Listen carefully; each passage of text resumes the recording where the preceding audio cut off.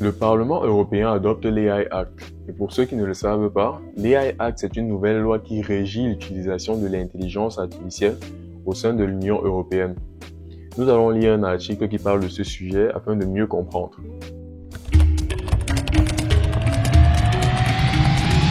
Pour ceux qui sont nouveaux sur cette chaîne, moi c'est Gaius Libamfenou, jeune ingénieur logiciel originaire du Cameroun. Ici, je vous parle de nouvelles technologies, d'intelligence artificielle et de carrière. Si vous êtes intéressé par cette thématique, prière de vous abonner et d'activer la cloche de notification, sans toutefois oublier de laisser un pouce bleu à cette vidéo. Ok, là nous avons l'article en question, c'est un article de ActuAI. Je vous laisserai le lien dans la description de la vidéo pour que vous puissiez le lire par vous-même. Donc là, on a le Parlement européen adopte l'AI Act.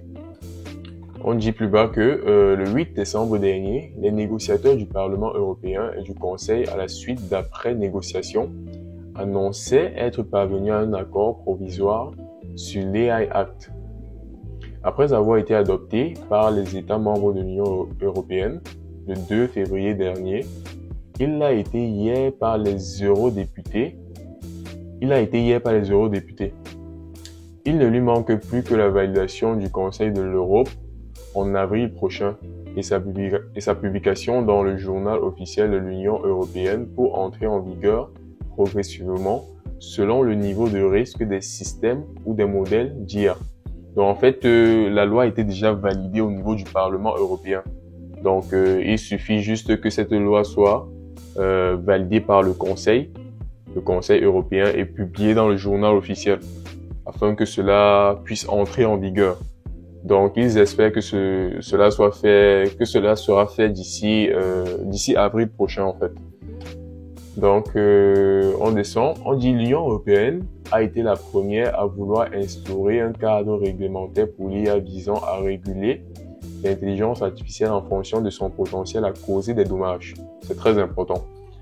Elle a de fortes chances d'être également la première à appliquer une loi contraignante sur l'IA, puisqu'hier matin, les eurodéputés l'ont adopté à très grande large majorité.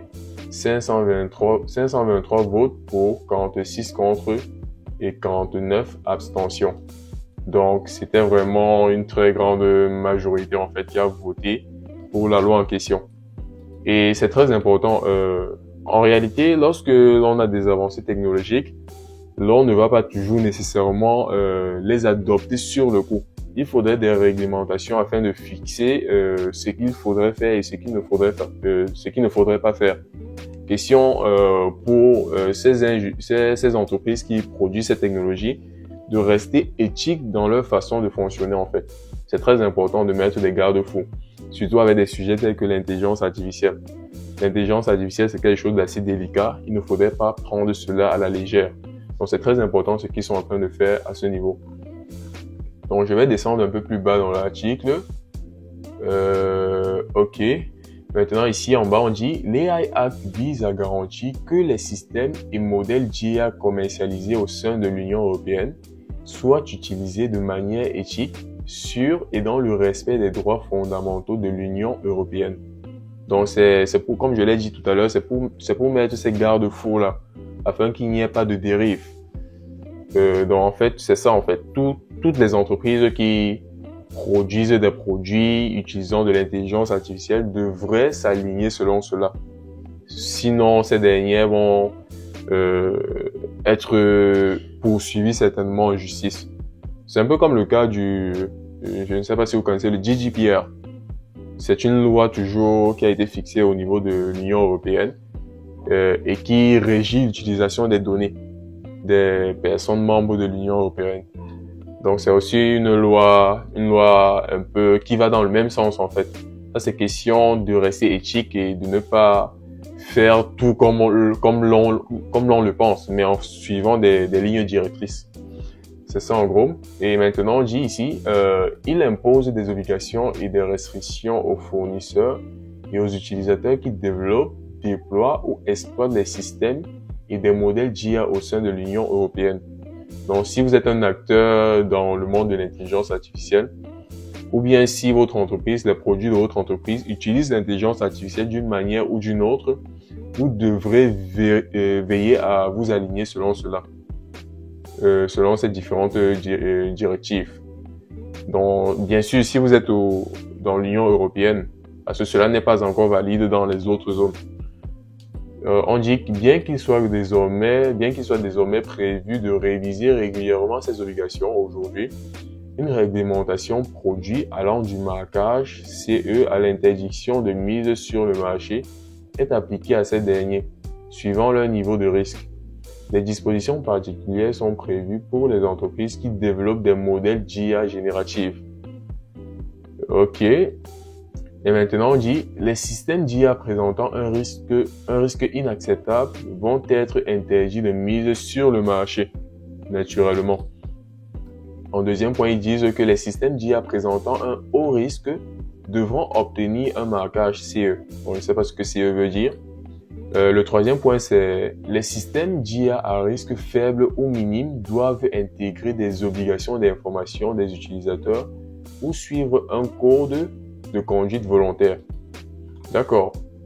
Et on dit ici, selon Ashley Kassovan, directrice générale de l'AI Governance Center pour l'Association internationale des professionnels de la vie privée à but non lucratif, IAPP, elle a dit, bon, je ne sais pas si c'est elle ou il, oui, elle a dit, l'adoption de la loi européenne sur l'IA marquera le début d'une nouvelle ère pour le développement et l'utilisation de l'IA, avec des valeurs centrées sur l'humain qui sous-tendent cette législation sur la sécurité des produits. Elle établit des garde-fous importants pour l'adoption sûre, équitable et responsable de l'IA dans tous les secteurs de la société, reconnaissant et s'appuyant sur les cadres adoptés à l'échelle mondiale et à la législation connexe. Cette loi complète fournira les conseils nécessaires aux entreprises qui achètent, construisent et vendent de l'IA. Compte tenu de la nature mondiale de l'utilisation de l'IA, il est probable que ces règles de l'Union européenne auront un impact bien au-delà des frontières européennes. Là, c'est sûr, parce que certainement, lorsque les autres organismes verront cela, ils comprendront le bien fondé de pouvoir réglementer un certain nombre de choses afin d'éviter les dérives.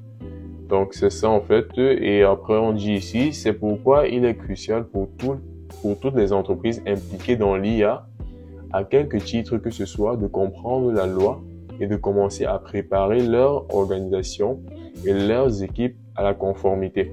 Donc, s'il y avait déjà des entreprises qui exercent dans le domaine de l'intelligence artificielle, qui étaient déjà installées sur le terrain, ces dernières devront réviser leur politique interne afin d'ajuster aux besoins pour se conformer à l'AI Act en fait. Donc c'est ça en gros. Je trouve que cette loi est bonne, l'intention derrière est bonne parce que l'on veut éviter des dérives. L'intelligence artificielle ne fait qu'évoluer. Et il faudrait vraiment que l'on réglemente cela afin de ne pas laisser tout le pouvoir entre les mains des industriels de l'intelligence artificielle. Je ne sais pas quelle est votre opinion. Priez de me faire savoir votre opinion dans les commentaires. Donc c'est ça en gros. C'est tout pour cette vidéo. J'espère que vous l'avez bien aimé. N'hésitez pas de laisser des pouces bleus, de vous abonner à la chaîne, d'activer la cloche de notification et de partager au maximum cette vidéo autour de vous. On se revoit pour notre prochain sujet. Prenez soin de vous. Peace.